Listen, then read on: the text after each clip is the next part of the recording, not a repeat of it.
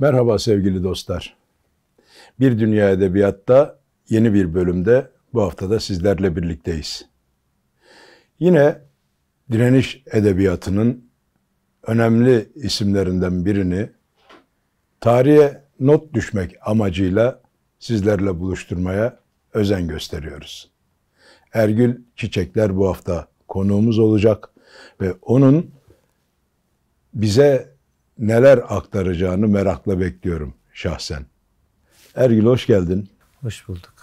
Nasılsın? İyi misin? İyiyim, teşekkür ederim.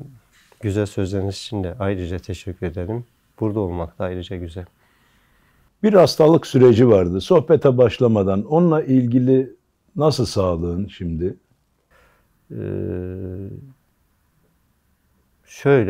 Diyeyim, önce iyi olanla başlayayım.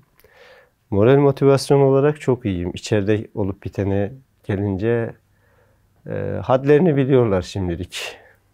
Çok iyi. Bilsinler de zaten. Evet.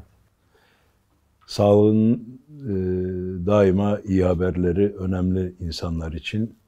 Onunla da uğraşmak zorunda kalma umuduyla. Hoş geldin tekrar. Hoş bulduk, teşekkür ederim. Bir Dünya Edebiyat'ta biz yeni dönemde direniş edebiyatının tırnak içinde yok sayılan direniş edebiyatının aslında biraz önce özel sohbetimizde senin belirttiğin gibi yine üzerine böyle betonlar dökülmüş umudun yok sayılmasıyla eş tutularak karartma geceleri gibi o edebiyatı öteye atmaların önünde durmak için direniş edebiyatının gün yüzüne çıkmasını hedefledik. Senin de bu serüvende bir yolculuğun var. Çok uzunca bir dönem cezaevi sürecin var ve bu süreçte bizlere ulaşan hikayelerin var. Dergicilikle başlıyor aslında Ergül Çiçekler, değil mi? Dergiye yazarak, diğer büyük yazarlar da böyle başlıyorlar. Nasıl değerlendiriyorsun dergiye yazmaları, dergi serüvenini? Yola başlamak için iyi bir start noktasıdır dergiler. Özellikle Devrimci Yayınlar, Devrimci Kültür Sanat dergileri. Ben şiir kitabım önce çıkmıştı ama özellikle öykü, ki şimdi şu an daha çok öyküde ilerliyorum ve romanı deniyorum şimdi. Ön Söz dergisiyle birlikte başladı benim öykücülüğüm. Ondan önce şiir kitabım çıkmıştı. Başka dergilerde şiir kitaplarım yayınlanmıştı. Şiirlerim yayınlanmıştı. Fakat dergilerle başlamanın şöyle bir avantajı var. Özellikle Devrimci Yayın, Kültür Sanat yayınlarında. Onların her biri aslında bir ekol ve bir okul. Ve bu okulların temel şeyi aslında usta olmalarına rağmen, edebiyata hakim olmalarına rağmen amatör ruhu öne çıkarmaları, ısrarla sahiplenmeleri ve yani yeniye kapıyı hep açık tutmaları. Zaten yeni kapıyı açıksa oradan da yeni insanlar geçecektir. Sanırım geçen yeni insanlardan biri de ben oldum. Ve bunun değerini hiç unutmadım, hep taşıdım. Ve her kapı açıldığında o yeni ruhla, o acemi ruhuyla, o amatör ruhuyla girmeye çalışıyorum.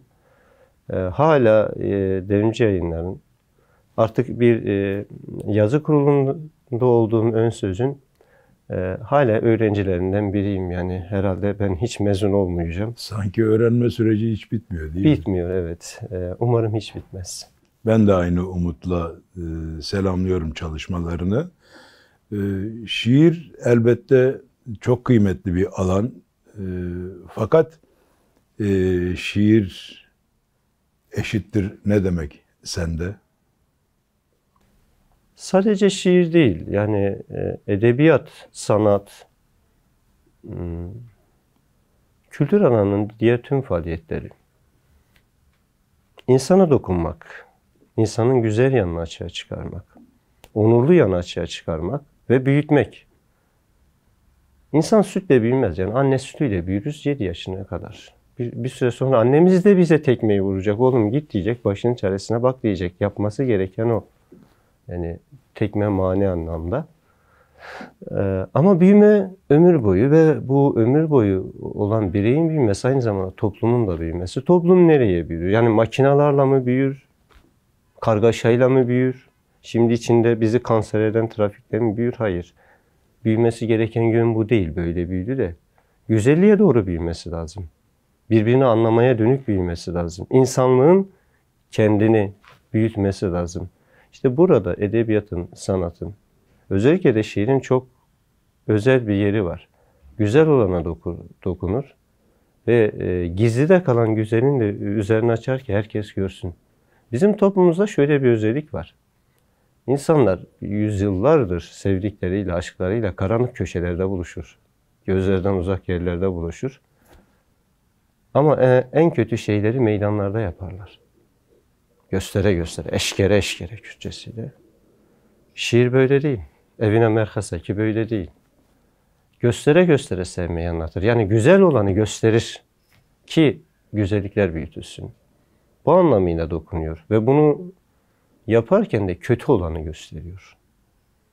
Saçma olanı, yanlış olanı. Bir ifşa alanı yaratıyor bir ifşa aslında. alanıdır, evet, bir çalışma alanıdır. Slogan atmasına gerek yok. Zaten her şeyi, aynayı ortaya koyar. İnsana dokunmak, insanın kendisini göstermektir. Tam buradan bir parantez aç sözlerine. 4 ateşten gün, 4 ölümden gece, şöyle gösterelim izleyicilerimize. Bu neyi gösterdi bize Ergül Çiçekler açısından değerlendirdiğimizde? Bu en çok neyi gösterdi? Ben bu şiiri yazdığımda ölüm oruçlarının 200. günlerine geliyordum ve artık benim ayağım elim çok az tutuyordu ama ayaklar yoktu. Bu şunu gösterdi. Bir tarafta Ferrari'lere binen, Lamborghini'lere binen, kokain çeken insanlar vardı. Bir tarafta da halkları için bedenini, yani sadece tecrite karşı değil, halklarının geleceği için, güzel günler için kendini feda eden insanlar vardı. Bu kitap uçurumu gösterdi.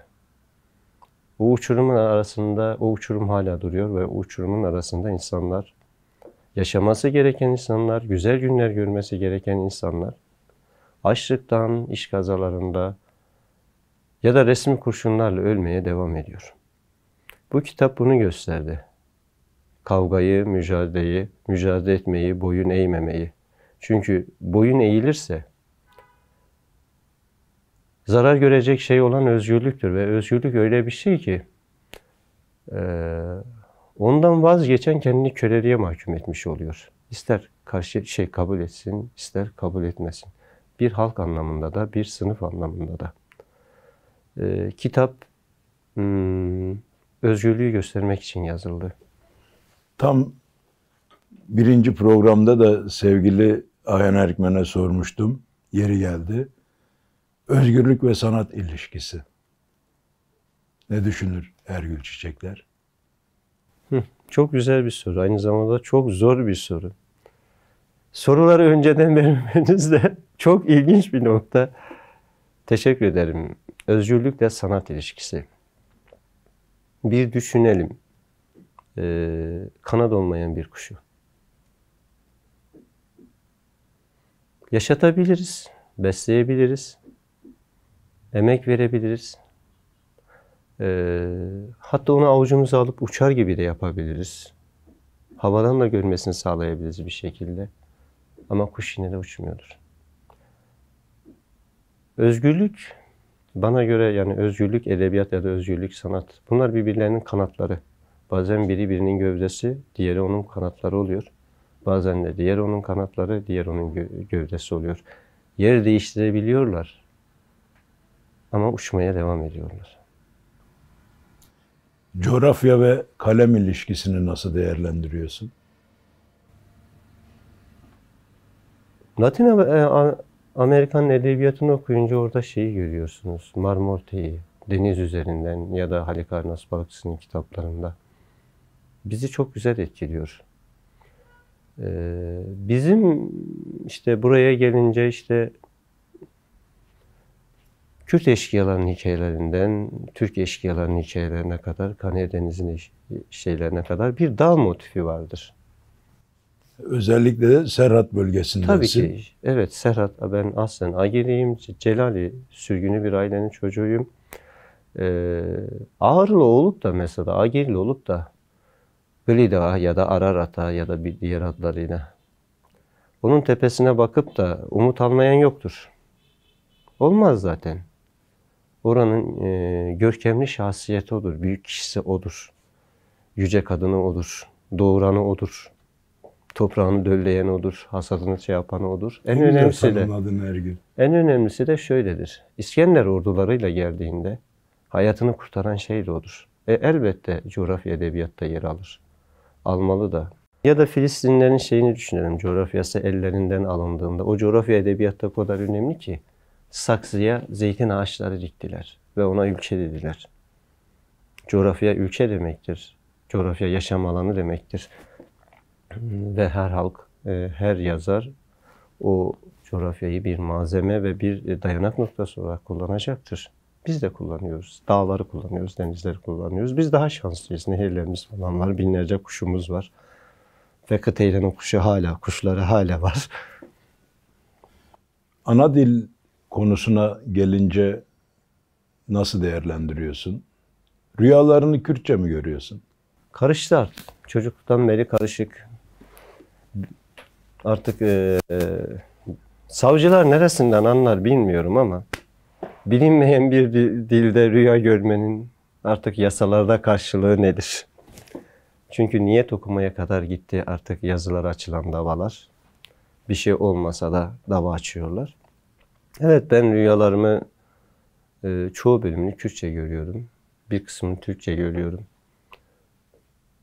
Anladığım kadarıyla yeni öğrendiğim şeyler, yeni yaşantılarım Türkçe geçiyor ama çocukluk ve daha önce işte annelerimden, babalarımdan dinlediğim hikayeler anlamında daha öncesi Kürtçedir. Fakat ben kendi ana dilimde yazamıyorum. Çünkü ben ana dilimin konuşulduğu bir köyde büyümedim. Biz orada çok az Kürt ailesiydik. Ve Kürt olduğumuzu bile çok sonradan öğrendik. Ben sonradan öğrendim. Gramer kitaplarıyla öğrendim. Konuşarak öğrendim ama bir edebiyat eseri yaratmaya yetecek kadar değil. Onun duygu dünyasına girmek bambaşka bir şey. Ama isterdim, yani ben Türkçe yazıyorum ama kesinlikle bu dille bir sorunum yok, onu söyleyeyim. Keşke gönüllü öğrenseydim, zorla öğretilmeseydi. Bir tane acı var mesela. Biber yiyorsun, dilin yanıyor, acıdı diyorsun. Parmağın kesildi, acıdı diyorsun. Yüreğin yanıyor, acıdı diyorsun. Acı çikolata yiyorsun, bitter yiyorsun, acıdı diyorsun. Yani ne tal var, ne tuj var. Hiçbiri yok, tek bir acı var ve bu edebiyatı gerçek anlamda tırpanlıyor. Oysa Azerilerin konuşmasını dinlediğimizde geniş bir, yani Türkçe var, güzel bir dil. Eski Türkçe'ye baktığımızda güzel bir şey, anlatım gücü çok yüksek. Ama asimile eden her dilin başına gelen kendi başına da geliyor. Bunun başına da geliyor. Daralma, ciddi anlamda daralma. Kültürün sözcüsü olan dile baltayı vurduğunuzda başkasının dili olsa da kırılan dallardan biri de sizinki olacaktır. Aslında o kadar kıymetli ki yaptığın değerlendirme, tam da biraz önceki o özgürlük ve edebiyat ilişkisinin ne kadar önemli ve devletler açısından da özgürlüğü uygulamak, insan hakları, eşitlik mücadelesi, barış öngörüsüyle devletler anlamında da ne kadar derli toplu bir yere oturması gerekliliğini gösteriyor. Herhalde rüyalara kayyum atamazlar, değil mi? İnan bana, yapmak istiyorlardır. Öyle bir hayalleri vardır. İkinci kitaba gelmek isterim. Bu arada herhalde üçüncü kitap elimize gelemedi. Baskısı bitmiş.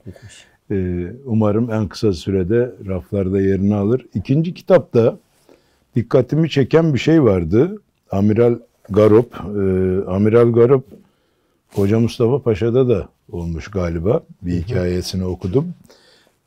Amiral Garop'un içindeki hikayeler aslında devrim öncesi ve Devrim sonrası hayatların kesişmeleri, değişmeleri, dönüşmeleri Evet. gibi mi özetleyeceğiz? Ne deriz ona? Ergün? Evet, öncelikle şeyden başlayayım. Amiral Garup bu topraklarda yaşayan ve büyük acılar çektirilmiş. Ermeni halkına da bir selamdı. Özellikle Garup ismi. Bu toprakların en güzel motiflerinden biri. Şu an varla yok arası. Ama eskiden çok güçlü bir şey.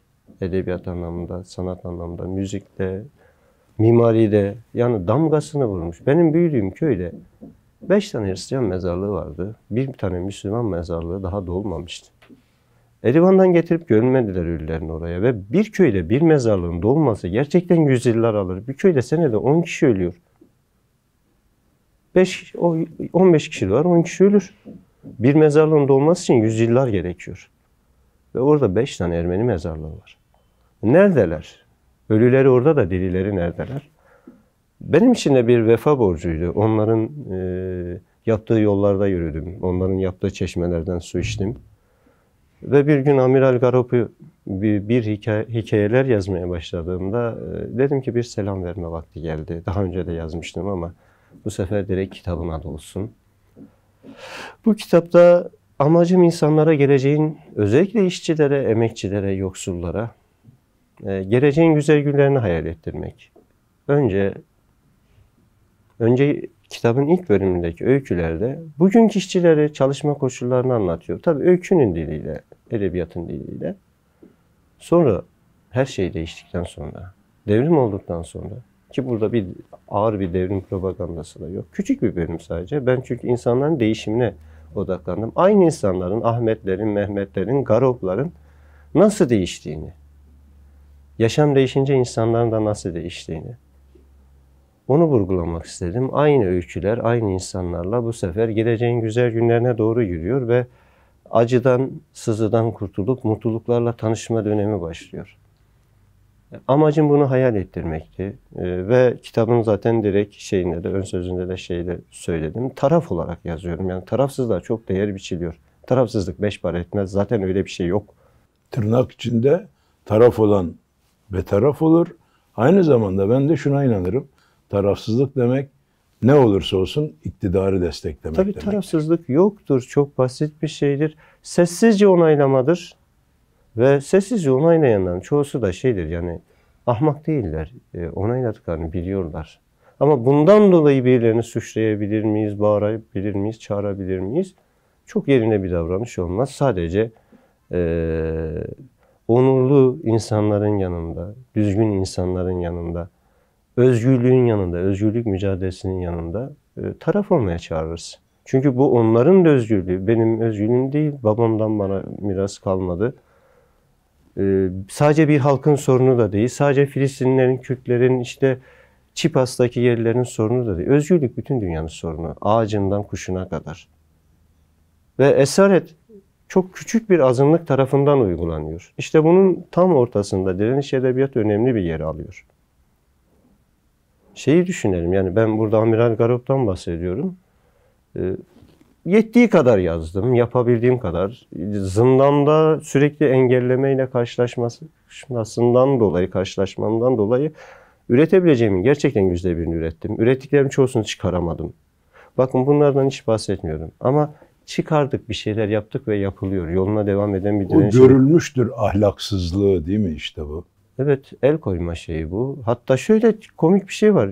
Öyküler gitti, dışarıda bilgisayar içeride olmadığı için dışarıdaki dostlar onlara bilgisayarda çekti, editörlerim geri gönderdiler.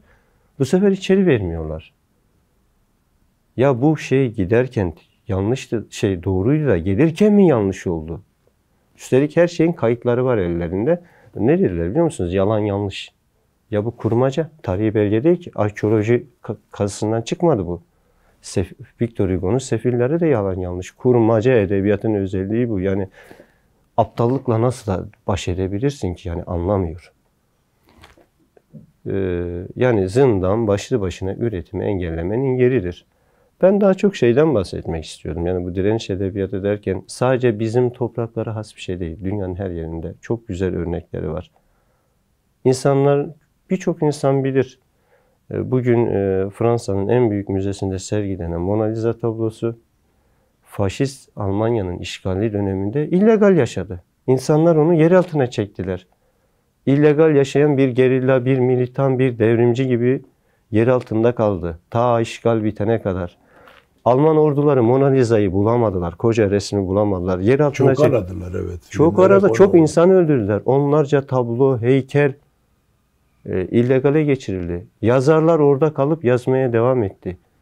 Ve heykeltıraşlar heykellerin içinde direnişçilerin malzemelerini sakladılar. Direniş edebiyatı yolu açan bir şeydir. İnsanlığın yolunu açan bir şeydir. Bir araçtır. Aynı zamanda kendi kendine de bir amaçtır. Ve yüzyıllardır var. Şimdi bir şey değil. Yani Köroğlu da bir direniş edebiyatı destanıdır. Spartaküs üzerine yazılan onca şeyde yani şeyde bile görebiliriz.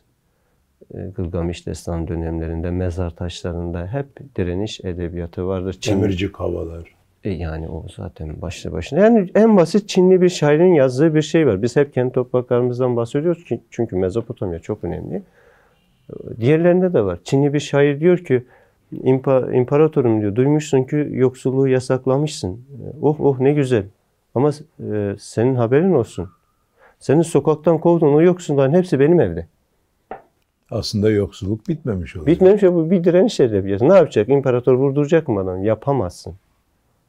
Yani gerçek söyleyenden de büyüktür. Engellemeye çalışandan da büyüktür. Direniş edebiyatı gerçeği söyler. Yazarından çok daha büyüktür. Yani şeydir, İnce Mehmet kitap mesela benim en çok sevdiğim yazarlardan. İşte Yaşar Kemal. Ama İnce Mehmet çok daha büyük bir devdir. Çünkü Kendini yazdırmıştır aslında. evet, yani direnişi yaratan odur. O destanı yaratan odur. Diğeri aktarandır. Evet, biz kahramanlar yaratırız, öldürürüz, küçük tanrıcılık, haşa yani küçük tanrıları oynarız ama aslında yarattığımız şeyi başkaları yazıyor, başkaları yaratıyor, biz sadece kaleme döküyoruz. Kendimiz de onun içinde olduğumuz zaman bile bu değişmiyor. Çin'in hikayesini yazan, fotoğrafını çeken çok ünlü bir fotoğrafçı var. Ama ondan her zaman daha ünlü olan kim olacaktır? Che olacaktır. Yani direniş edebiyatı büyük gerçeği yazıyor. O gerçek insanlığın özgürlüğüdür. İnsanlığın, yani dünyanın sınırlardan ve sınıflardan kurtulduğu çağlara doğru gidişidir. Herkesin kendi diliyle, kendi rengiyle katıldığı zengin bir motifi yaratma çabasının içinde bir yerdedir. Ergül Çiçekler bildiğim kadarıyla öykü anlatıcılığı da yapıyor Ön Söz dergisiyle beraber yürütüyor bu çalışmaları. Diyelim bir gençlik toplantısında yazmayla ilgili sorular geliyor. O sorulardan birisi. Yeni başlayacağız, ne yapalım Ergül Hocam deseler ne cevap verirdin? Kalemi kağıda al gel. Bir şeyler de yaz yolda derdim. Tamamen disiplin aslında doğaçlama değil mi? Bilgi birikim aktarma. Emek versin. Yani yeter ki emek vermeye, çabalamaya, geceleri uykusuz kalmaya, gündüzleri öğrenmeye, sürekli öğrenmeye, zaman ayırmayı göze alsın. Sadece ben değil, elinde kalem olan bütün arkadaşlar seve seve yardım edecek. Zaten bizi besleyen damarlardan biri de bu. Ben onlarla soluk veriyorum. Hiçbir şey öğrenmeye çalışan insanı görme kadar heyecanlı olmuyor. Her anlamda böyle bu. Yeni bir çalışma var mı bu süreç içerisinde önümüze çıkacak? Evet. O yeni baskısı olacak kitabı da dilersen bizimle paylaş. Şimdi, Turnalar isimli bir kitabım var. Soyutlamacı öykülerle yine yazılmış ama bölüm bölüm bu anneleriyle birlikte içeride kalan tutsak çocuklar 6 yaşına kadar onu biraz tartıştırmak istedim. Bu sadece benim değil ama birkaç arkadaşın daha desteği var. Çizer anlamında Bir annemiz yazdı, bir çocuk annesi, birkaç öykü. Böyle ortak bir çalışma, büyük çoğunluğu benim de olsa. Onun dışında doğa ve insan ve hayvan sevgisini de içeren, dayanışmayı da içeren Yeşil Bulut adlı bir öykü kitabı hazırlıyorum. Bitim aşamasına geldi. Yeşil Bulut dememin nedeni işte bir muhabbet kuşuna atfedilmiş olması. Benim sakat bir kuşum vardı. Yıllarca ona baktım ve ellerimde öldü. Kafeste kuş beslenmesini onaylamıyorum ama arkadaşlarımın elinde oldu ve onu bakamıyorlardı. Ben baktım. İyi bir dostluktu ve onların hikayesini öğrendim. Bunların hepsi yeşil renkteymiş orijinali. İnsan onları evcilleştirirken renklerini değiştiriyor falan, genetiğiyle oynuyor ama hala esas özleri Avustralya'da milyonluk sürüler halinde uçuyor ve hepsi yeşil. Yeşil bir buluta benziyor. Oradan atfe Yeşil Bulut. Doğaya, Doğa Mücadelesi'ne de bir selam vermek için. Yine bir roman var. O da bitim aşamasında bu işçilerin direnişini anlatıyor. İnşaat işçilerinin özellikle. Çünkü çok ciddi anlamda sömürünün olduğu bir alan. Ve ondan sonra da içinde bilim kurgunun olduğu, yani yapay zeka inceleyen, taslağı bitmiş, karalaması yapılmış, temize çekilmesi gereken bir roman daha var. Yayınlanmaya hazır çok sayıda şiir ve öykü de var elimde. Çalışıyorum yani. Vakit buldukça yazıyorum. Yani sorup sormamak arasında arafta kaldığım bir şey ama sormayı tercih edeceğim. Evet. Keşke demeyi sevmiyorum çünkü. Demeyelim. İçeri süreci, sonra bir pardon süreci var. Evet. Bu çok can yakıcı bir şey. Nasıl dayandın? Yüreğimin olduğu yeri hiç unutmadım.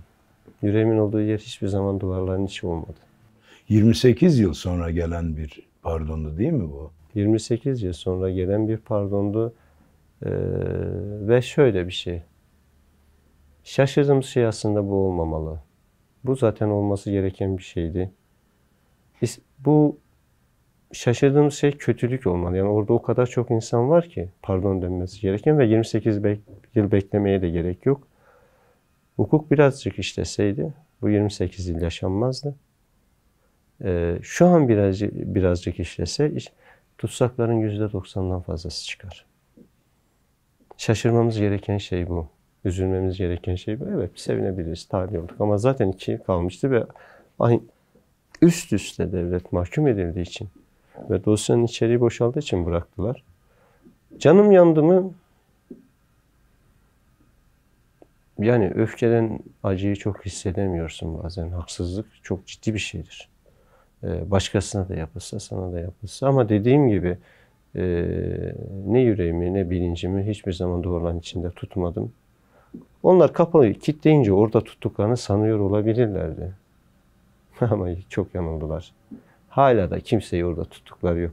Hapis olan bedendir. Kimse kimsenin ruhunu esir alamaz. Konuk oldun, bizimle paylaştın yazılarını, iç dünyanı. Çok teşekkür ediyorum sana Ergün. Bir daha buluşmak, bir daha konuşmak, yeni eserlerini kucaklamak isteriz. İyi ki geldin, iyi ki varsın. Direniş, özgürlük ve göz hizasında bir dünya özlemini çok güzel özetledin. Sağ ol, var ol. İyi ki misafirimiz oldun. Ayaklarına sağlık. Teşekkür ediyorum özellikle çağırdığınız için. Bu fırsat için çok teşekkür ederim. Evet, tekrar görüşmeyi ben de çok isterim.